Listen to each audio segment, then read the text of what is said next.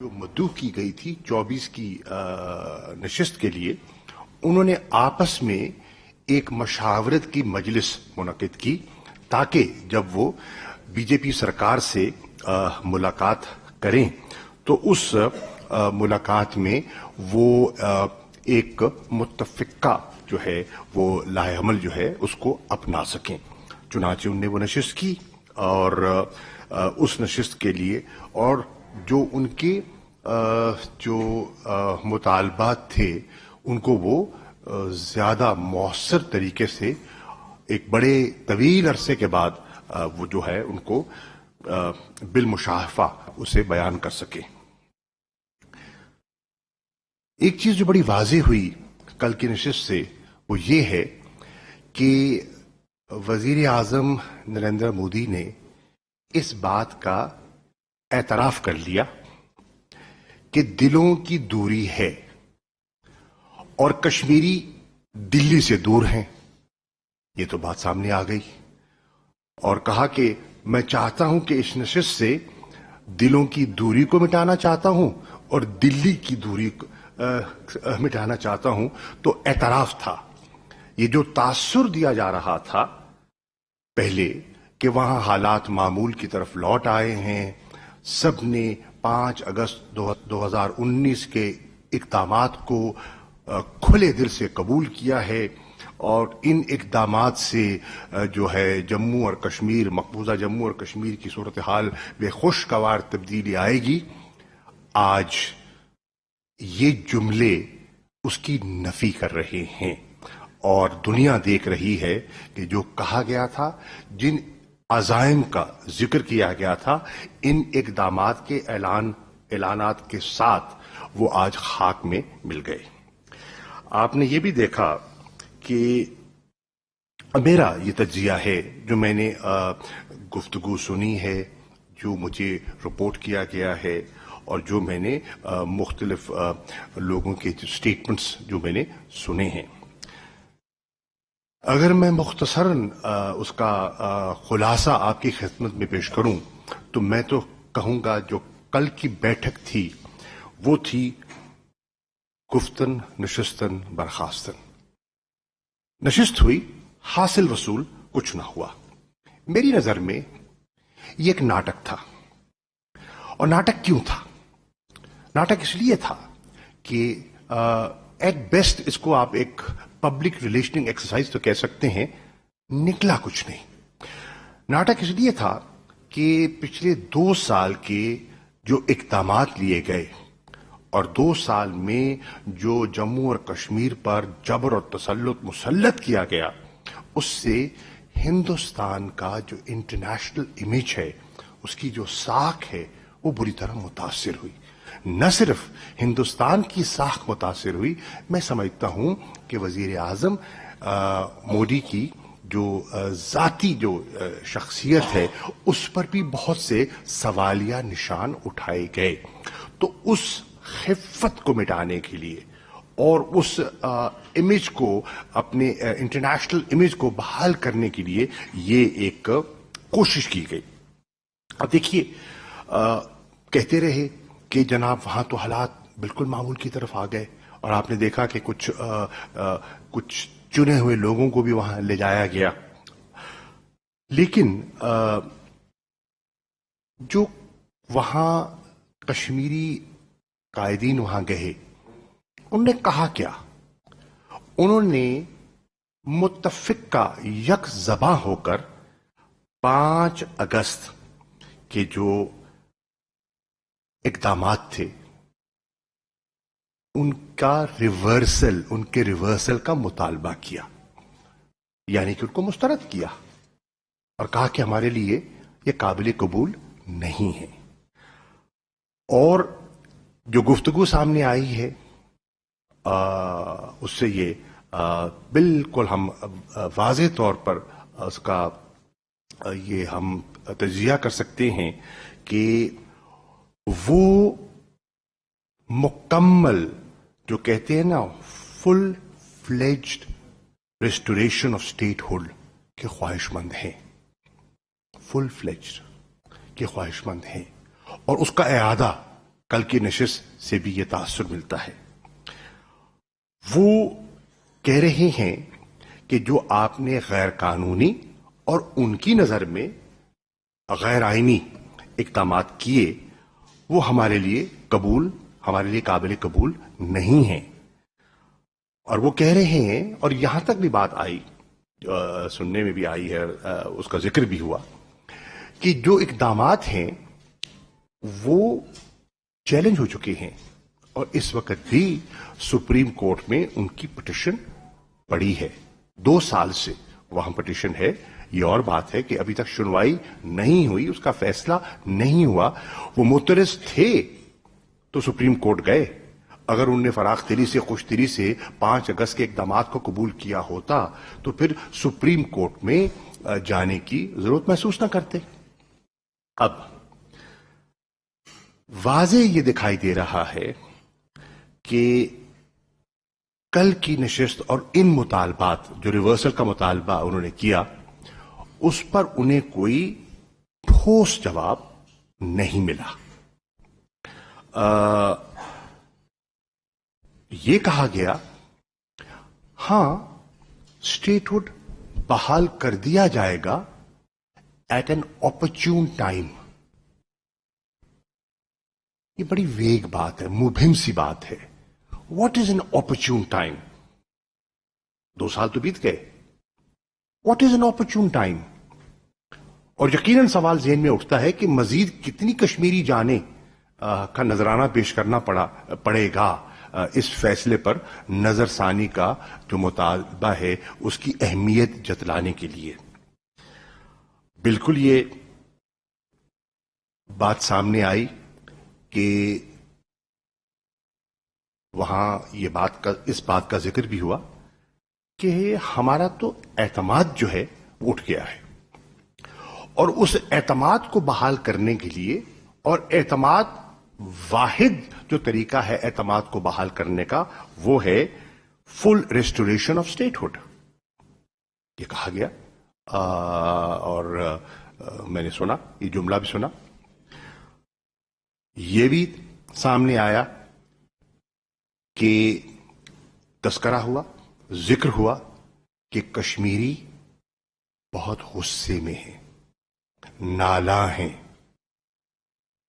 تکلیف میں ہیں، کرب میں ہیں، اور اپنی تضحیک محسوس کر رہے ہیں. ان کا جو ان کی اسٹیٹ تھی جموں اور کشمیر کی، اس کو تو آپ نے ڈاؤن گریڈ کر دیا ٹو اے یونین ٹیریٹری. اس کا ان کی گفتگو سے یہ لگتا ہے کہ یقیناً اس کی تکلیف ہے اور وہ جبن موجود ہے. پھر یہاں تک بات بھی سامنے آتی ہے اس نشست سے کہ یہ جو تاثر تھا کہ وہاں بہت سرمایہ کاری ہو جائے گی اور بہت وہاں خوشحالی آئے گی، معاشی طور پر خوشحالی آئے گی، حالات اس کے برعکس ہیں. برعکس اس طرح ہیں کہ مطالبہ کیا گیا کمپنسیشن کا کہ جو 2 سالوں میں تاجروں کا، دیگر طبقات کا، کسانوں کا باغ اجڑ گئے. آپ دیکھ رہے ہیں کہ پوری ان کی کمائی کا ذریعہ جو ہے وہ ٹورزم ہے. ٹورزم کی جو انڈسٹری ہے، ہاسپٹیلٹی کی، برباد ہو گئی. لوگوں کو بے پناہ مالی نقصان ہوا، ذہنی اذیت کے علاوہ اور جو انسانی مشکلات ہیں اس کے علاوہ جو ان کو مالی نقصان ہوا اس کا تذکرہ ہوا. یہاں تک ایک صاحب نے تو یہاں تک کہا کہ 50% سے زیادہ جو صنعت ہے وہ بند پڑی ہے مقبوضہ کشمیر میں. تو یہ کون سا تاثر ہے کہ وہاں خوشحالی آئے گی؟ اور کہاں خوشحالی آئی ہے؟ بربادی آئی ہے. اب ایک اور چیز جو بڑی واضح ہو کے سامنے آتی ہے وہ یہ ہے کہ 2 سالوں کا یہ عرصہ گزرا ہے اور ان 2 سالوں میں مکمل ملٹری سیج برقرار رہی ہے. قیادت نہ صرف ٹاپ کی، سیکنڈ لیئر بھی اور تھرڈ ٹیئر بھی قید میں ہے، اور چارجز بھی فریم نہیں کیے گئے. بہت سے لوگوں کو بند کیا ہوا ہے، قید کیا ہوا ہے، نظر بند کیا ہوا ہے. ایکسٹرا جوڈیشل کلنگز جاری ہیں.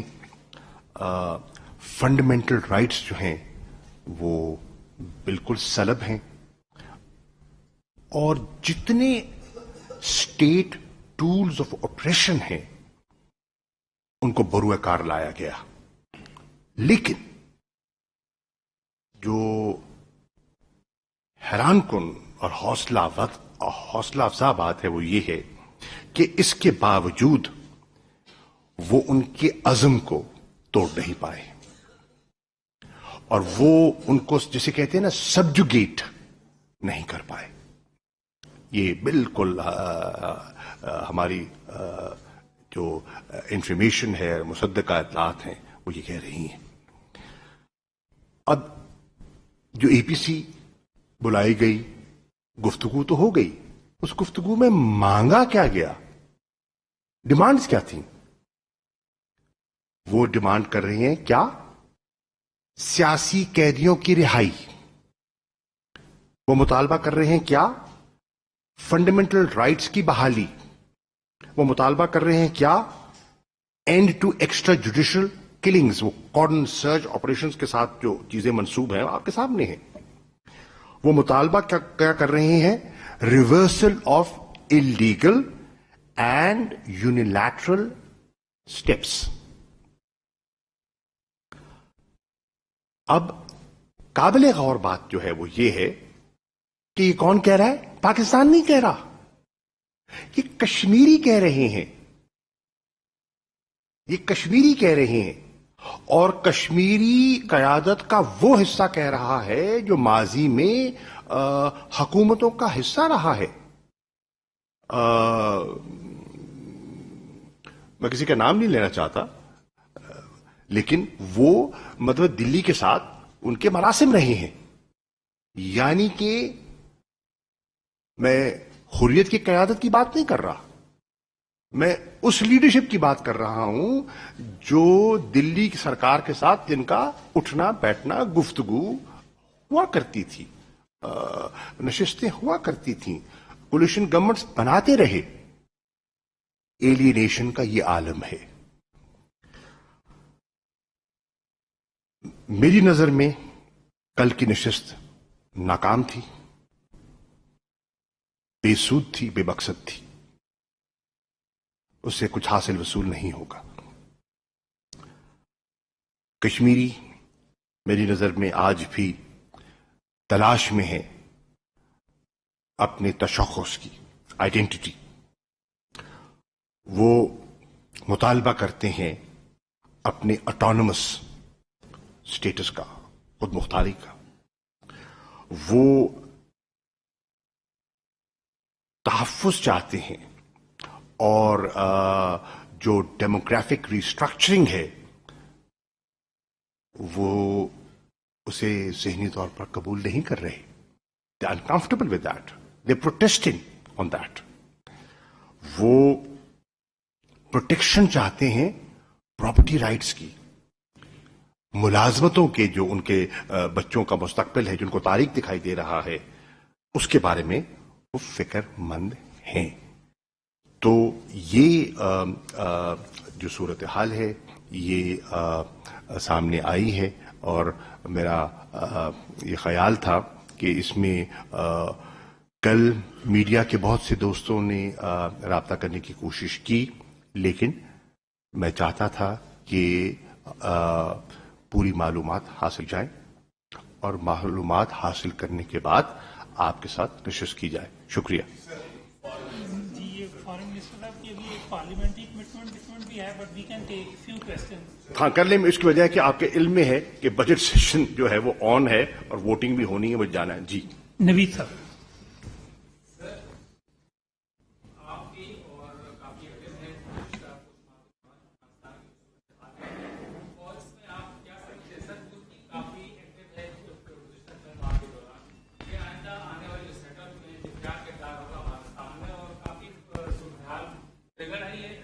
رہی ہے اور ایک ایسی تجویز بھی سامنے آ رہی ہے, ادھر ادھر سے سننے میں آ رہا ہے کہ شاید کوئی سیکورٹی کی صورتحال کو بہتر کرنے کے لیے کوئی یو این فورس وغیرہ کی ایسی تجویز بھی زیر غور آئی ہے. تو کیا سمجھتے ہیں ترکی کا کیا کردار ہوگا, سینس کہ آپ کا پاکستان ہمیشہ یہ کہتا چلا آ رہا ہے کہ انفلوئنس طالبان کے اوپر ہے مگر طالبان کے اوپر کنٹرول نہیں ہے, تو کیا سمجھتے کس پہ ہیں کنٹرول نہیں ہے بھائی؟ پاکستان یہ کہتا چل رہا ہے کہ انفلوئنس تو ہے طالبان کے اوپر مگر کنٹرول نہیں ہے, تو یہ تمام صورتحال کیوں خراب ہو رہی ہے اور اس کو سٹیبل کرنے کے لیے آپ کیا کردار ادا کر سکتے ہیں, کیونکہ دوحہ مذاکرات بھی ہوئے ہیں, صرف لگتا ایسا ہے یہ کہ سوال کم ہے, پورا بیانیہ ہے, جی سر, مکمل سوال ایک کیجیے. سوال یو این فورس کا بتا دیجئے کہ ایک تجویز ہے کہ یو این فورس شاید وہاں پر کوئی آ سکتی ہے افغانستان کی صورتحال کو کرنے کے لیے, اور ترکی کا کیا کردار ہوگا آئندہ آنے والے دنوں میں. جی آپ کے لمبے سوال کا مختصر جواب یہ ہے کہ یو این فورس کا ابھی کوئی پروگرام ہمارے علم میں نہیں ہے, نمبر ایک. نمبر دو, جہاں تک ترکی کا تعلق ہے, ترکی آپ کو پتا ہے کہ وہاں وہ موجود تھا, کولیشن فورسز کا حصہ رہا ہے. اب مستقبل میں وہ کیا رول پلے کرتے ہیں, ان سے تقاضا کیا کیا جا رہا ہے. ایک شنید تھی کہ ان سے تقاضا کیا جا رہا ہے کہ جو کابل کا ایئرپورٹ ہے اس پہ وہ اپنی ذمہ داریاں برقرار رکھیں, کیونکہ وہاں اس کی وہ آمد و رفت کے لیے جو ہے وہ ایک امپورٹنٹ ذریعہ ہے. لیکن ترکی نے اس پر ابھی کیا فیصلہ کیا ہے ابھی میں کچھ کہہ نہیں سکتا. افغانستان کی حکومت کا اس پر کیا موقف ہے, طالبان اسے کس نظر سے دیکھتے ہیں, ابھی کہنا کچھ قبل از وقت ہے. Thank you, Foreign Minister. My question is again on demographic change in Indian occupied Kashmir. آپ نے کہا کہ کشمیری اپنا تشخص مانگ رہے ہیں. پاکستان نے اس تشخص کو دلانے کے لیے اب تک کیا کیا, اور demographic change is very very serious thing. آپ نے کہا کہ یہ یو این ریزولوشنز کی وائلیشن ہے. کون سے ایسے فورمز ہیں جہاں پر اس چیز کو ٹیک اپ کیا جا سکتا ہے internationally to stop India from taking further actions on demographic change? Thank you. عرض یہ ہے, one at a time. No, one at a time. Sir, please. عرض یہ ہے کہ دیکھیے آپ نے سوال کیا ڈیموگرافک چینج کا, یقیناً ہمیں اس کی فکر ہے, کیونکہ اس کی فار ریچنگ امپلیکیشنز ہیں. اب ہم نے کہاں اٹھایا ہے, ہم نے ہر فورم پر اٹھایا ہے. ہم نے اقوام متحدہ کے فورم پہ اٹھایا ہے, ہم نے سیکرٹری جنرل سے اٹھایا ہے, ہم نے سلامتی کونسل کے صدر سے اٹھایا ہے, ہم نے زبانی بھی اٹھایا ہے, ہم نے ان رائٹنگ اٹھایا ہے, اپنے خطوط کے ذریعے اٹھایا ہے. ہمارے جتنے بائی لیٹرل انٹریکشنز ہوتے ہیں وزیر اعظم کے ہوئے, میرے فورن منسٹر لیول کے ہوئے, ان میں اٹھایا ہے. ہم نے جتنے پارلیمنٹس کے ساتھ پارلیمنٹیرینز کے ساتھ ہماری انگیجمنٹ ہوتی ہے ہم نے وہاں اٹھایا ہے. آپ کا بھلا ہو, ہم نے جو جنیوا کنونشن کی وائلیشن ہے اس پہ ہیومن رائٹس کاؤنسل میں ہم اس کا تذکرہ کرتے ہیں, وہاں اٹھایا ہے. جی میری ابھی انطالیہ میں یورپین یونین کے جو ہائی ریپرزینٹیٹو ہیں ان سے ملاقات ہوئی, وہاں اٹھایا ہے. تو جہاں موقع ملتا ہے اس کو ہم اٹھاتے ہیں اور اس کی اہمیت اور اس کی جو امپلیکیشنز ہیں جو کہ سلامتی کونسل کی قراردادوں سے جڑی ہوئی ہیں اس کا تذکرہ کرتے ہیں.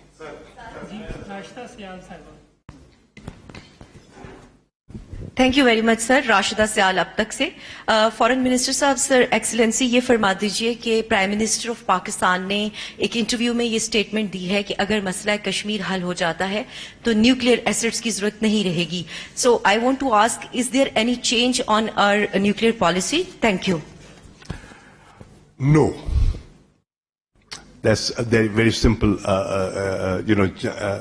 answer to your question. Number 1. دیکھیے پہلے تو آپ سوچئے, آپ ذہن میں لائیے, پرائم منسٹر صاحب نے واضح کہا کہ ہمارے کوئی اگریسو ڈیزائنز نہ تھے نہ ہیں. ہم اس طرف بڑھے کیوں؟ ڈیفینسو میکنزم کے لیے, اپنی دفاع کے لیے. ہم نے یہ قدم اٹھایا اور مجبوراً اٹھایا جب ہم دیکھتے ہیں کہ ایک 7 گنا بڑا ہمسایہ جو کنونشنل جس میں اتنی ایسیمیٹری آ جائے تو ان سب چیزوں کو سامنے رکھتے ہوئے ہم نے ہماری اپنے دفاع کے لیے یہ ہماری اپروچ ہے. پاکستان تو ان این آئیڈیل ورلڈ کون نہیں چاہے گا کہ ایک نیوکلیئر فری دنیا ہو. آپ نے دیکھا نا روس اور امریکہ کے زمانے میں مذاکرات ہوتے رہے, پیش رفت ہوتی ہے, کبھی نہیں ہوتی, لیکن لوگ ایک ہے نا دنیا میں موومنٹس بھی ہیں, کیا کہتے ہیں اس کو, سی این ڈی ہے نا,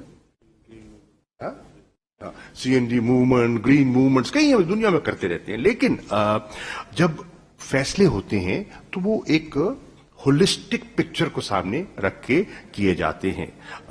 جو سیکیورٹی انوائرمنٹ ہے اس کو دیکھا جاتا ہے, جو آؤٹ اسٹینڈنگ ڈسپیوٹس ہے اس کو دیکھا جاتا ہے, بیلنس آف فورس جو ہے اس کو دیکھا جاتا ہے.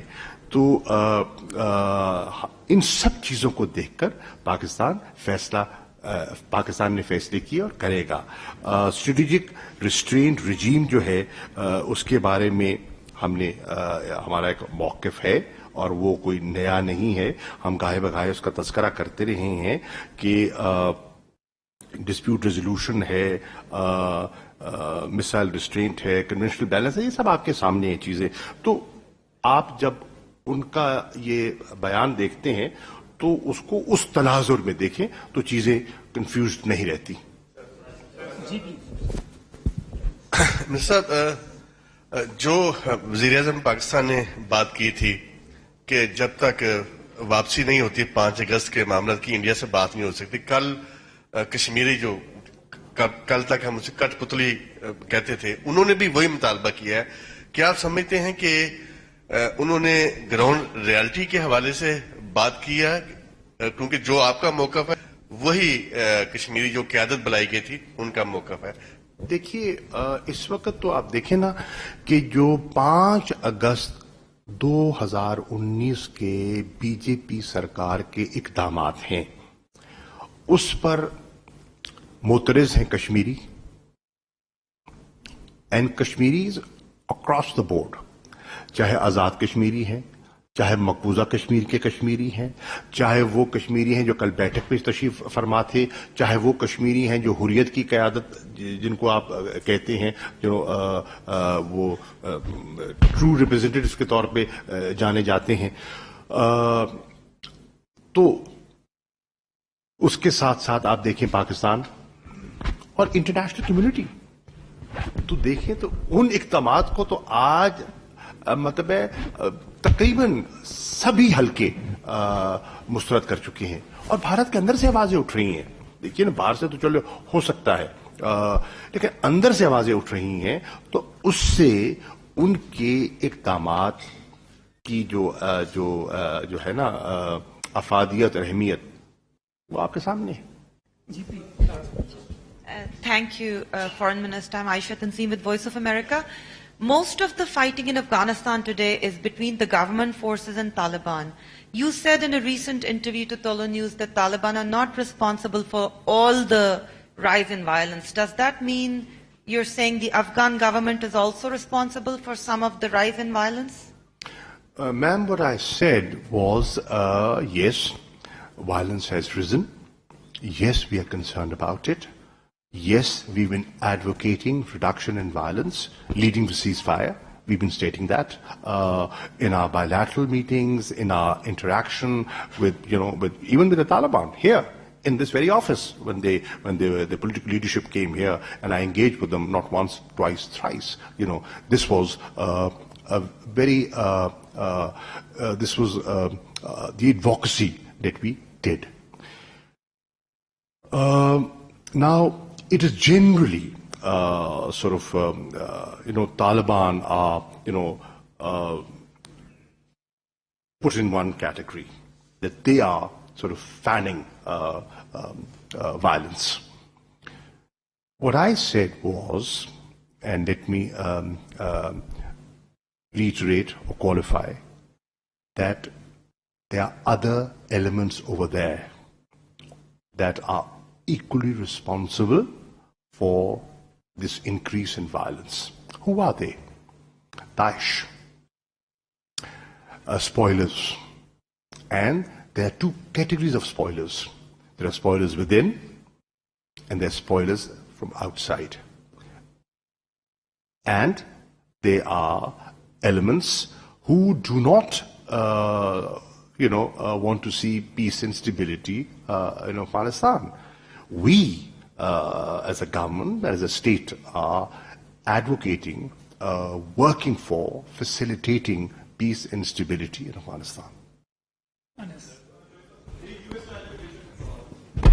Thank you so question for mister صاحب آپ نے لاسٹ ویک وارن کیا تھا افغان سائڈ کو کہ جب وہ یو ایس جائیں تو پاکستان پر بلیم گیم نہ کریں لیکن کل رات کو احمد شجاع جو کہ نیشنل سیکورٹی کونسل کے ہیڈ آف انٹرنیشنل ریلیشنز ہیں احمد شجاع افغان نیشنل سیکورٹی کونسل کے ہیڈ آف انٹرنیشنل ریلیشنز ہیں انہوں نے ایک انٹرویو میں کہا کہ Pakistan is fighting along side the Taliban and the blame game has already begun while they have landed in the US.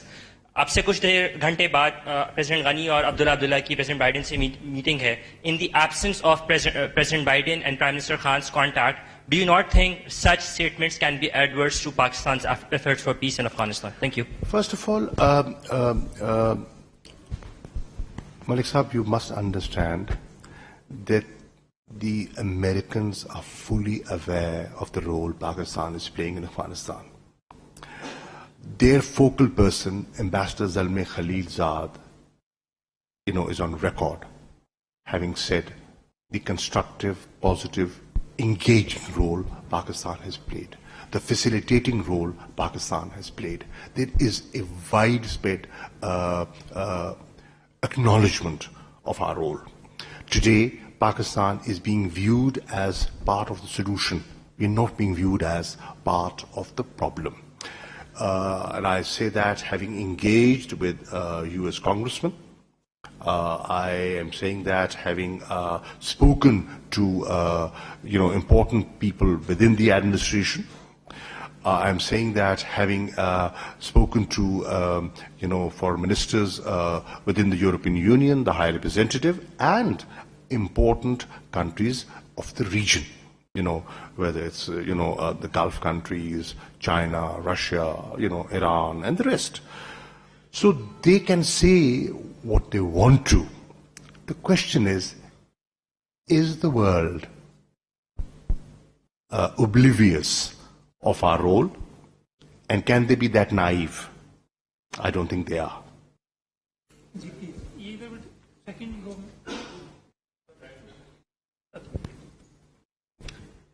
Sir, Manahil Ahmed from Indus News.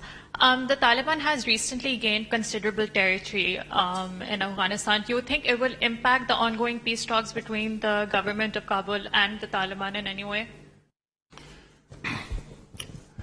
What are we advocating? We are saying that a negotiated political settlement is in everybody's interest. That's the best way forward. Who needs to sit together? Afghans.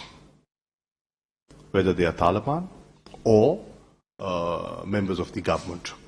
They need to sit together and take a decision about their future. What we have said is, we have no favorites. We do not want to meddle in your internal affairs. Whatever the outcome that evolves out of your negotiations, we will respect that. So our position is very clear. We will be partners in peace. We are engaging with Afghanistan. We are engaging with all stakeholders, regional players, in the interest of peace and stability. Because we feel if there's peace and stability in Afghanistan, obviously the Afghans benefit. We benefit as well, because of the regional connectivity that, we will be able to attain. And God forbid, if things go wrong, And if Afghanistan is sucked back into the 90s, and God forbid, if there's a civil war, Afghans will suffer the most. We will suffer as well.